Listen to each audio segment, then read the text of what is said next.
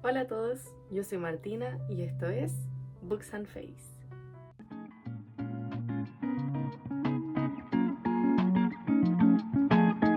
Dado que estamos en invierno en Chile y estos días he pasado muchísimo frío porque hubo como una ola de frío,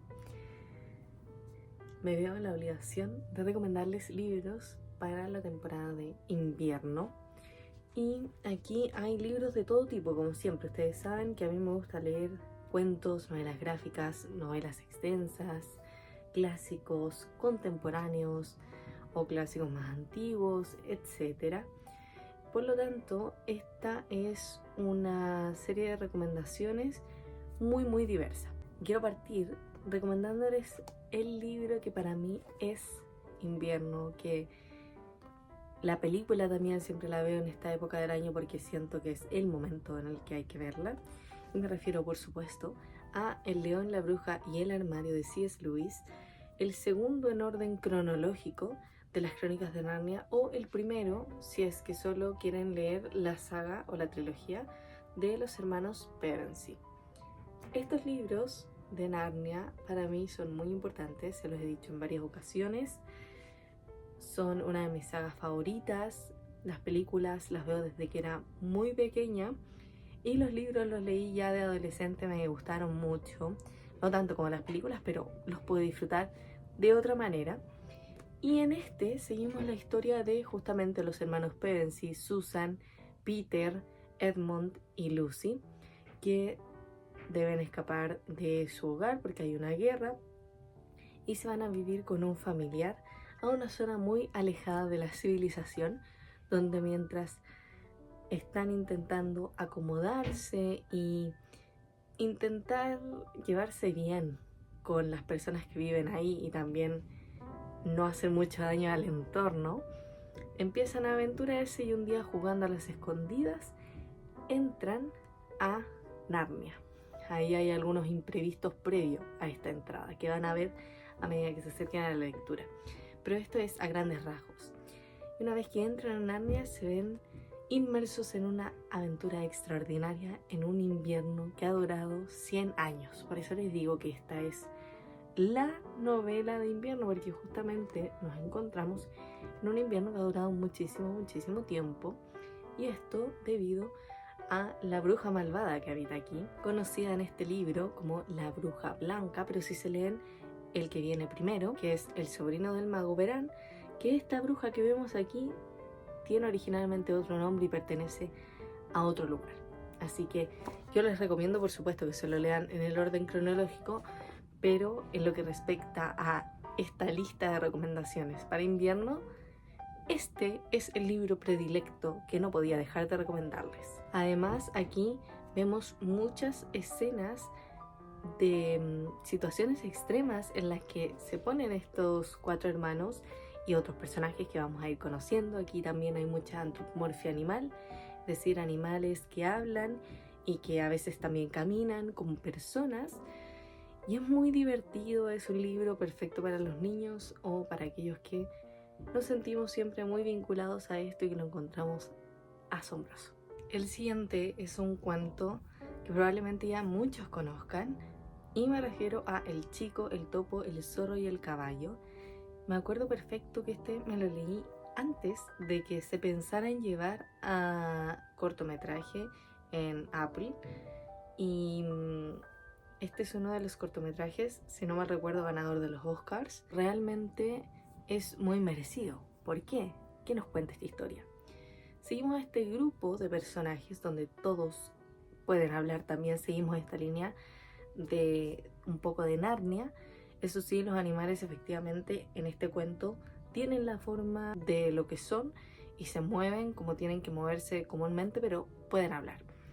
Entonces este niño está buscándole, digamos, un poco un sentido al mundo y se encuentra con el topo, que es sumamente glotón, y luego se encuentran con el zorro, que es más bien cauto, y por último está el caballo, que es muy sabio. Y con estas cuatro aristas se va conformando peldaño por peldaño una historia sobre el amor, sobre la esperanza, muy inspiradora, donde todo se desarrolla en un invierno o en días nevados. Es un gran contraste con lo que presenta la historia, porque es como un abrazo al corazón, se siente calentito, como si te estuvieras tomando una taza de té o de café, a pesar del ambiente que estás viendo, que a veces quizás uno podría creer es un poco hostil. No lo es así. Quienes componen esta historia y lo que van pensando, las adversidades que les llegan y cómo deciden enfrentarse a ellas. Y al final del día es muy importante cómo se dan cuenta que la familia y el valor de la amistad es mucho, mucho más grande de lo que podría haber parecido en un inicio.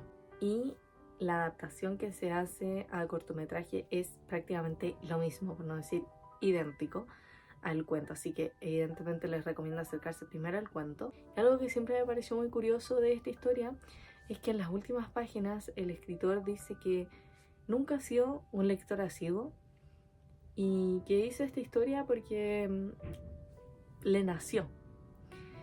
Y para mí fue choqueante, porque a veces uno llega a creer que tiene que leer millones y millones de cosas para poder conectar con la gente, pero a veces no es tan difícil. Todo lo contrario, es un poco más sencillo de lo que parece. Entonces empecé a ver las historias que iba leyendo desde otra perspectiva que me pareció muy valiosa de incorporar. Y se las dejo para que lo piensen y por supuesto para que se acerquen a este cuento. El siguiente es Dura una eternidad y en un instante se acaba. Un libro cortito que leí el mes pasado y me cautivó, me sorprendió y se convirtió en uno de mis libros favoritos. Aquí seguimos la historia de una protagonista que no recuerda su nombre y tampoco el nombre de aquella persona a la que extraña y extraña muchísimo, tanto así que es casi lo único en lo que piensa, pero no logra recordar cuál es su nombre. Lo que sí va rememorando son algunos momentos que tuvieron y que por algún motivo el mar es el lugar al que ella siente debe acudir para poder revivir toda esta historia que tuvo con esta persona o este ser, este ente. Hasta ahí suena normal, pero lo que hay que tener también en consideración es que nuestra protagonista es una persona que no está en el mundo de los vivos, es un zombie. Y justamente partimos el relato sabiendo que a ella se le cayó un brazo. Por este motivo, porque no está en el mundo de los vivos, tampoco en el de los muertos, es una especie de purgatorio en el que se encuentra y en el que también se puede ir topando con gente que aún vive e interactuar con ellos, que se da esto del no recordar. No es solo ella, son los zombies los que no recuerdan muchas cosas esenciales de su vida mientras aún la tenían. En esta travesía que ella empieza a realizar por encontrar sentido a estas memorias, es que vamos como va pasando por distintos paisajes y hay un momento muy importante que es como uno de los clímax en los que ella se encuentra rodeada de nieve nuevamente. Y no es que necesariamente el invierno tenga que ser nieve, pero tienen en común la mayoría de los libros de los cuales les voy a hablar que efectivamente hay nieve. Y este momento específico en el que ella se encuentra es muy crudo, porque la nieve pareciera que se la quiere llevar, que quiere acabar con su vida. No es como quizás en Narnia o en el cuento que les dije, que a pesar de todo este frío se siente un calor. Aquí no, aquí sí vemos y se siente a través de la lectura cómo la vida pende de un hilo. Y es este contraste con las lecturas anteriores que les recomendé lo que me parece tan valioso. Y este libro tiene un montón de mensajes hermosos y muy profundos respecto de muchas cosas, pero sobre todo del extrañar a alguien que ya no está en tu vida, ni que va a volver jamás a ser parte de tu vida, que es como una espina en el corazón y que se mantiene contigo, que parece que no te quiere dejar ir, y lo piensas y lo piensas y lo piensas, y una protagonista que lucha por entender qué está pasando y cómo puede seguir el curso de su existencia de este modo. El siguiente también es un cuento y es parte de un conglomerado de cuentos. Me refiero a Jill Barclay con El seto de las zarzas, una saga de ratones que se visten y viven en un árbol. En este tomo específico que les voy a recomendar, están justamente en periodo de invierno, se llama Cuento de invierno, y en este específico seguimos a los hermanos Toddflex que por primera vez en su vida ven la nieve. Y este momento para mí es muy lindo porque nunca he podido ver la nieve como tal, porque sin ir más lejos, hace 2 días nevó aquí en mi casa, pero es una nieve que dura 1 minuto y no es esa que encontramos aquí en la cordillera de los Andes, a las que nunca he podido ir, pero está ahí al frente mío, la estoy viendo aquí por mi ventana. Y es el tipo de nieve gigante en la que uno se puede lanzar a tirar bolas de nieve, a hacer muñecos de nieve, y es justamente todo lo que experimentamos por medio de este cuento. Entonces para mí fue un vivir la experiencia de cierto modo a través de los hermanos Toddflex, que están, por supuesto, tan emocionados como yo lo estaría. Y luego, o paralelamente, como esta comunidad de ratones de El seto de las zarzas es tan unida, deciden hacer un baile de nieve que a mí me recuerda mucho a algunas escenas de Frozen, donde están bailando encima del lago congelado, y básicamente es eso, una comunidad de ratones muy unida que decide celebrar siempre juntos estos cuentos que ustedes encuentran en el volumen íntegro de El seto de las zarzas.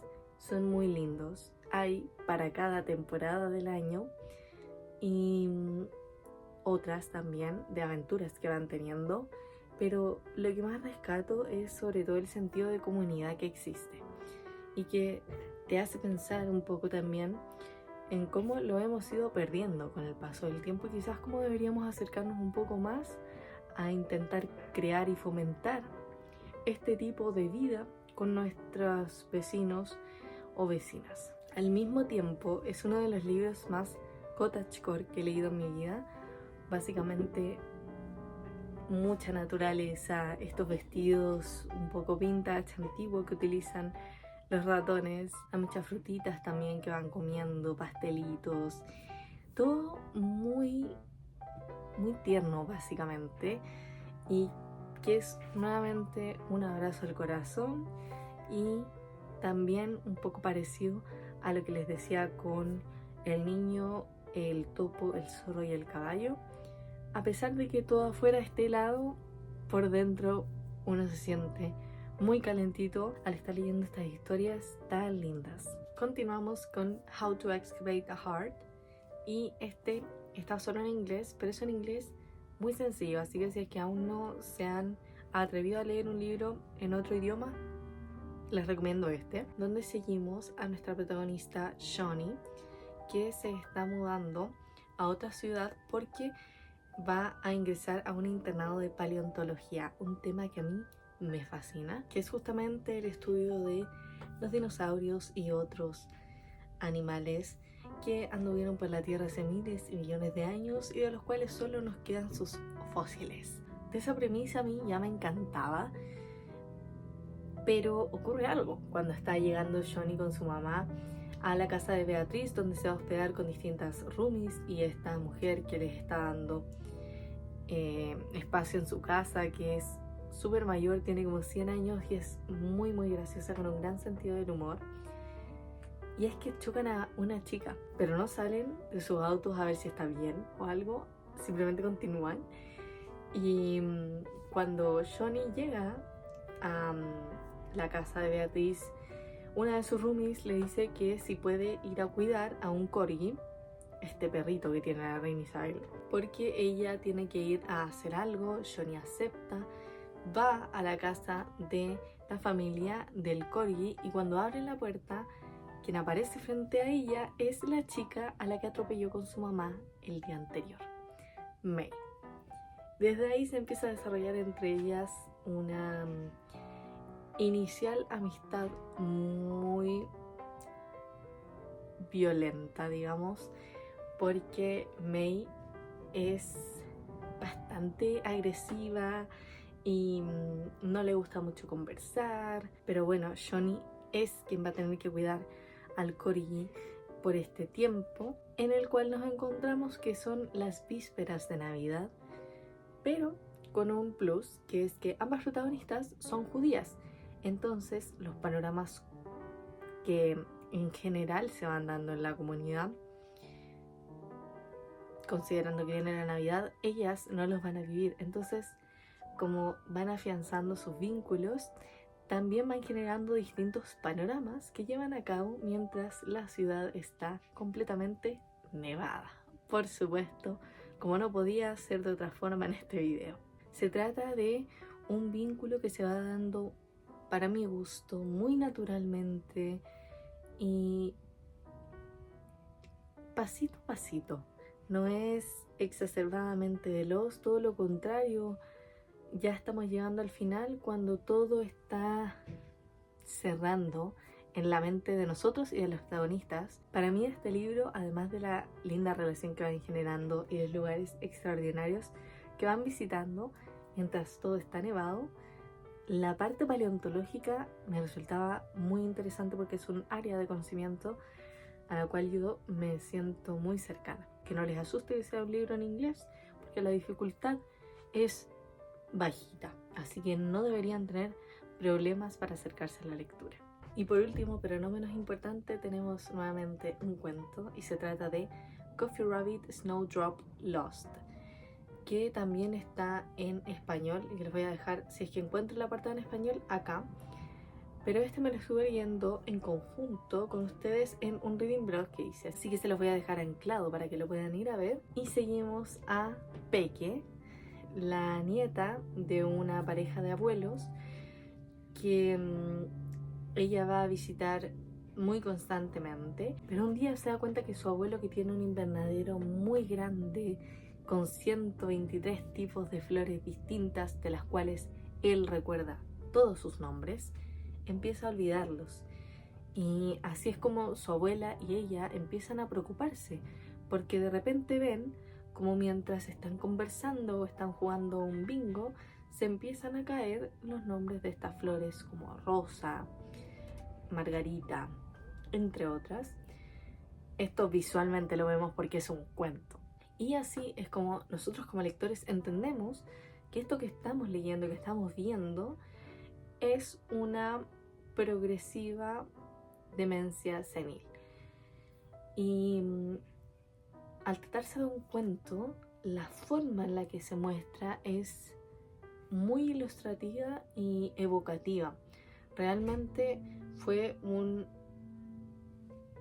para mí un date cuenta, porque pienso en mi abuela y digo como hay signos que tengo que ir viendo al momento de que empiecen a pasar estas cosas. Y además al final también, que no sé si eso es en todas las ediciones o en la que yo leí, porque había un índice de demencia senil en Chile, así que yo creo que es algo que hizo la propia editorial que sacó este cuento. Pero claro, el abuelo un día incluso sale de la casa, un día nevado, y Peque y su abuela logran encontrarlo. Entonces hay escenas que son muy lindas, pero hay otras que son un poco más, no fuertes, pero sí que te chocan y dices, esto es importante y le pasa a muchísima gente de la tercera edad. Me parece que es un cuento muy bueno para que lean los niños, pero no tienen por qué quedar exentos. yo me lo leí a mis 20 añitos, así que no creo de ninguna manera que los cuentos tengan una edad para ser leídos, pero sería muy valioso. Sin duda es que los niños los leyeras para que entendieran lo que le puede estar pasando a algún familiar o lo que incluso nos puede llegar a pasar a nosotros cuando seamos mayores. Todo esto mientras nos vemos inmersos en un ambiente muy invernal. Esas serían las 6 recomendaciones de las cuales quería hablarles para esta temporada del año. También hice un video para verano y otoño creo que no hice, me faltó. Lo haré el próximo año o igual quizás, no sé. Díganme en los comentarios porque hay temporadas que para mí se notan mucho, como lo es verano e invierno en Chile. Es demasiado notorio cuando es una temporada y cuando es la otra, pero con otoño y primavera es un poco más difuso. Entonces no me di cuenta cuando estaba transcurriendo otoño y ya llegó el invierno, que de hecho ya pronto va a terminar. Ojalá que tomen alguna recomendación. Hay momentos en la vida en los que uno quiere vivir una época del año en la que no está, lamentablemente.